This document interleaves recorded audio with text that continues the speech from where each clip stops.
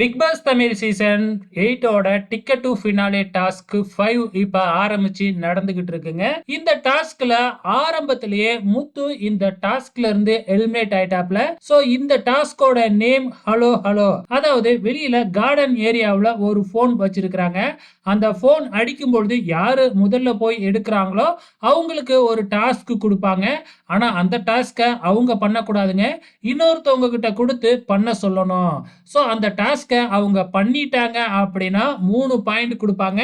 அப்படி அவங்க பண்ணல அப்படின்னா இந்த டாஸ்க்ல இருந்து யாரு போன எடுத்தாங்களோ அவங்க எலிமினேட் ஆயிடுவாங்க. சோ அதுதாங்க கான்செப்ட்.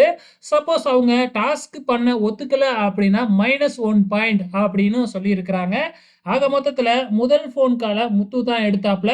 முத்துவுக்கு குடுக்கப்பட்ட டாஸ்க் வந்து என்ன அப்படின்னு பார்த்தீங்கன்னா, 55 கப்ப குடுப்பாங்க. அந்த 55 கப்ப ஆர்டரா அடுக்கணும். அதாவது கீழ 10ல இருந்து ஸ்டார்ட் பண்ணி மேல போகும்பொழுது 1 கப் அப்படிங்கிற மாதிரி வந்து பார்த்தீங்கன்னா, முக்கோண வடிவுல அந்த கப்ப 1 1/2 நிமிஷத்துல அடுக்கணும் அப்படிங்கிற மாதிரி டாஸ்க் குடுத்தாங்க.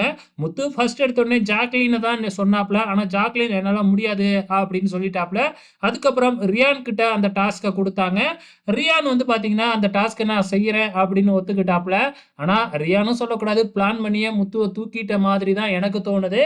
ஏன் அப்படின்னா, அந்த கப்ப அடுக்கும் பொழுது வந்து பார்த்தீங்கன்னா, ஆரம்பத்திலேயே வந்து கொஞ்சம் டைம வேணும்னே வேஸ்ட் பண்ணிட்டாப்ல. அது நல்ல தெள்ள தெளிவாவே தெரிஞ்சுச்சு.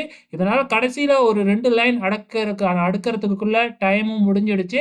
இதனால முத்துக்குமரன் ஆரம்பத்திலேயே எலிமினேட் ஆயிட்டாப்ல. ஓகே ஃபிரெண்ட்ஸ், உங்களோட கருத்துக்கள மறக்காம இந்த வீடியோ கீழ கமெண்ட் பண்ணுங்க.